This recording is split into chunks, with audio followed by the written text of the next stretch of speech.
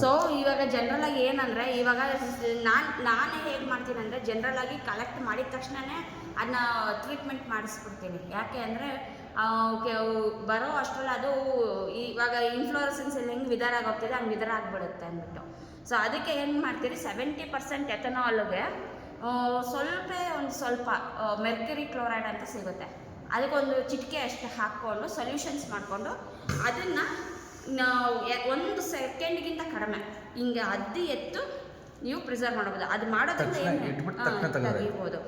ಏನಕ್ಕೆ ಅದನ್ನು ಮಾಡ್ತೀವಿ ಅಂದರೆ ಈ ನೋಡಲ್ ರೀಜನ್ಸ್ ಇದೆಯಲ್ವಾ, ಇವಾಗ ಈ ಇನ್ಫ್ಲೋರೆಸೆನ್ಸ್ ಎಲ್ಲ ವಿಧಾರ ಆಗ್ತಿದೆ, ಆ ವಿಧಾರ ಆಗಬಾರ್ದು ಅಂದರೆ ಅದು ಟ್ರೀಟ್ಮೆಂಟ್ ಮಾಡೋದ್ರಿಂದ ಅದು ಹಂಗೆ ಆ ಸೆಲ್ ಡೆತ್ ಅಲ್ಲೇ ಹಂಗೆ ಆಗುತ್ತೆ.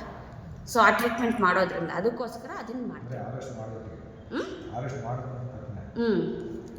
ಪ್ರೆಸ್ಸಿಂಗ್ ಮಾಡೋದು ಡ್ರೈ ಆಗೋದ ಮೇಲೆ ಅಂದರೆ ಇವಾಗ ಇದು ತುಂಬ ಸೆನ್ಸಿಟಿವ್ ಇದೆ ಇನ್ಫ್ಲೋರೆಸೆನ್ಸು, ಇದು ತುಂಬ ದಿವಸ ಇರಲ್ಲ, ಇನ್ನು ಡ್ರೈ ಆಗೋ ಅಷ್ಟೊಂದು ವಿಧಾರ ಆಗಿಬಿಡುತ್ತೆ. ಸೊ ಅದು ಯಾವಾಗ ಏನಾಗುತ್ತೆ ನಾವು ಮತ್ತೆ ಹೋಗಿ ಕಲೆಕ್ಟ್ ಮಾಡಬೇಕಾಗುತ್ತೆ. ಯಾಕಂದರೆ ಇದರಲ್ಲಿ ಇದು ಕ್ಯಾರೆಕ್ಟರ್ಸ್ ಜೊತೆಗೆ ಇದು ತುಂಬ ಇಂಪಾರ್ಟೆಂಟು. ಸೊ ಸ್ಪೆಕ್ಟ್ರಿಕ್ ಇನ್ಫ್ಲೋರೆಸೆನ್ಸಲ್ಲಿ ಒಂದು ಹೋಯ್ತು ಅಂದ್ರೂ ನಮಗೆ ಐಡೆಂಟಿಫಿಕೇಷನ್ಸ್ ಕಷ್ಟ ಆಗುತ್ತೆ ಅದರಿಂದ. ಸೊ ಜನರಲಾಗಿ ಅವಾಗ ಮಾಡ್ಬೋದು, ಇಲ್ಲ ಅಂದರೆ 1 ವಾರ ಆಗೋದ್ಮೇಲೆ ಅಂದರೆ ಪ್ರತಿ 1-2 ದಿನಕ್ಕೊಮ್ಮೆ ಆದ್ರೂ ನಾವು ಪೇಪರ್ ಚೇಂಜ್ ಮಾಡ್ತಿರ್ಬೇಕು. ಆವಾಗ ಇನ್ನು ಮಧ್ಯದಲ್ಲಾದ್ರೂ ನಾವು ಅದನ್ನು ಟ್ರೀಟ್ಮೆಂಟ್ ಕೊಡ್ಬೋದು. ಸೊ 2 ಥರನೂ ಮಾಡ್ಬೋದು. ಈ ಥರ ಇದ್ರೆ ನಾನು ಹೋದ ವರ್ಷ ಸ್ಟೂಡೆಂಟ್ಸಿಗೆ ನಾನೇ ಮಾಡಿದೆ, ಈ ವರ್ಷ ನಾನು ಈ ಪೇಪರ್ ತಗೋತಾ ಇಲ್ಲ, ನಾನೇ ಬಂದು ಹೇಳ್ಕೊಡ್ತಿದ್ದೆ ಎಲ್ಲನೂ. ಸೊ ಈ ಪ್ರೆಸ್ಸಿಂಗ್ ಆ ಥರ ಮಾಡಬೇಕು. ಸೊ ಇದು ಒಂದು ಇಂಪಾರ್ಟೆಂಟ್ ಸರ್. ಇದನ್ನು ಪ್ರೆಸ್ಸರ್ ವುಡನ್ ಪ್ರೆಸ್ಸರ್ ಅಂತ ಒಂದು ಮಾಡ್ಕೋಬಹುದು. ನೀವು ಕಾರ್ಪೆಂಟ್ರಿಗೆ ಇದನ್ನು ಹೇಳಿದ್ರಿ ಅಂದರೆ ಅವ್ರು ಮಾಡಿಕೊಡ್ತಾರೆ. ಅದನ್ನು ಮಾಡಾದ್ಮೇಲೆ ಯಾಕಂದರೆ ಸ್ಟೂಡೆಂಟ್ಸ್ ಕೆಲವರು ಹಾಸಿಗೆ ಕೆಳಗಡೆ ಇರೋದ್ರೆ ಅದು 1-2 ಶೀಟ್ ಇರ್ತಾರೆ. ಇದ್ರಲ್ಲಿ ನಾವು ತುಂಬ ಸ್ಪೀಷೀಸ್ನ ತೊಗೊಂಡಿದ್ದೀವಿ ಅಂದಾಗ ನಾನು ಇದರಲ್ಲೇ ಮಾಡಿಸೋದು. ನಾನು ಯಾವ ವಿದ್ಯಾರ್ಥಿಗಳಿಗೂ ಮನೆಗೆ ತೊಗೊಂಡು ಹೋಗೋಕ್ಕೆ ಕೊಡೋಲ್ಲ. ಸೊ ಇದರಲ್ಲೇ ಎಲ್ಲ ಪ್ರೆಸ್ ಮಾಡಿಸಿ ಇಳಿಸಿ ಎಲ್ಲ ಇಲ್ಲೇ ಮಾಡಿಸ್ತೀನಿ. ಯಾಕಂದರೆ ಮನೆಗೆ ತೊಗೊಂಡೋದ್ರೆ ಮೆಟೀರಿಯಲ್ ಹಾಳು ಮಾಡ್ಕೋತಾರೆ ಮತ್ತು ಅವ್ರದ್ದು ಎಕ್ಸಾಮಿಗೆ ತೊಂದರೆ ಆಗುತ್ತೆ ಅಂದ್ಬಿಟ್ಟು. ಸೊ ಈ ವುಡನ್ ಪ್ರೆಸ್ಸರಲ್ಲಿ ಇಟ್ಟು ಪ್ರತಿ ಸತಿ ಚೇಂಜ್ ಆಗೋದ್ಮೇಲೆ ನಾವು ಆ ವುಡನ್ ಪ್ರೆಸ್ಸರೆಲ್ಲ ಕಟ್ಟಿ ಇಡಬೇಕು.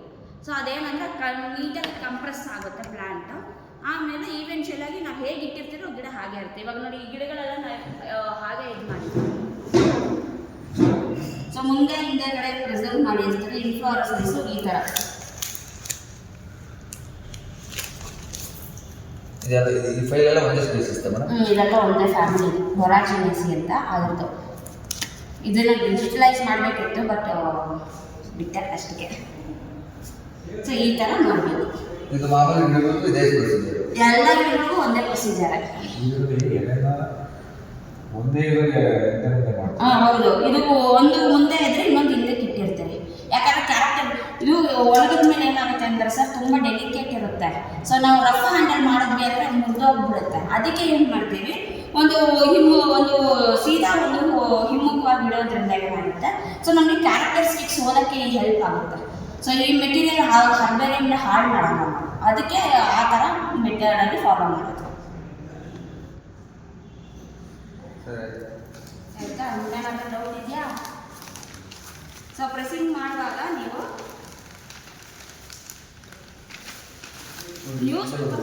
ಅದನ್ನೇ ಹೇಳಿದ್ದು, ಉದ್ರೋಗ್ಬಿಡುತ್ತೆ. ಇಲ್ಲ ಅಂದರೆ ಇದನ್ನು ನೀವು ಅಲ್ಲಿ ಸೊಲ್ಯೂಷನಲ್ಲಿ ಇನ್ವರ್ಸ್ ಮಾಡೋಕ್ಕಾಗಲ್ಲ. ಅಥವಾ ಒಂದು ಕೆಲಸ ಮಾಡಿ, ಆ ಸೊಲ್ಯೂಷನ್ನ ಸ್ಪ್ರೇ ಬಾಟಲ್ ಬರುತ್ತಲ್ವಾ, ಗಿಡಗಳಿಗೆ ಸ್ಪ್ರೇ ಮಾಡೋದು, ಅದರಲ್ಲಿ ತೊಗೊಂಡು ಹೋಗ್ಬಿಟ್ಟು ಇಟ್ಟಾಗ ಸ್ಪ್ರೇ ಮಾಡಿಬಿಡಿ, ಅದು ಮಾಡ್ಬೋದು. ಸೊ ಗ್ರಾಸ್ದು ಸ್ವಲ್ಪ ಕಷ್ಟ, ಎಷ್ಟು ಬೇಕಾಗಿಲ್ಲ, ಇಷ್ಟು ತಗೊಂಡು ಸಾಕು. ಇಷ್ಟು ತಗೊಂಡು ಸೊ ಕ್ಯಾರೆಕ್ಟರ್ ಅಂದರೆ ಇದು ಒಂದಕ್ಕೊಂದು ಅಂಟ್ಕೋಬಾರ್ದು. ಕ್ಯಾರೆಕ್ಟರ್ ನೀಟಾಗಿ ಹೋಗಿ ಪ್ರೆಸ್ ಆಗಬೇಕು. ನೋಡಿ ಇವಾಗ ಇದರಲ್ಲಿ ಹಿಮ್ಮುಖವಾಗಿ ನಾನು ಇಲ್ಲಿ ಮಡಚಿದ್ದೀನಿ. ಸೊ ಇಲ್ಲಿ ಇನ್ನೊಂದು ನಾನು ಎಲೆನ ಸೀದಾ ಮಡಚ್ತೀನಿ. ಇದರಲ್ಲಿ ಹಿರ್ಸುಟಸ್ ಅಂತ ಇರುತ್ತೆ, ಹೇರಿ ಸ್ಟ್ರಕ್ಚರು, ಎಪಿಡರ್ಮಲ್ ಹೇರ್ಸ್ ಅಂತ.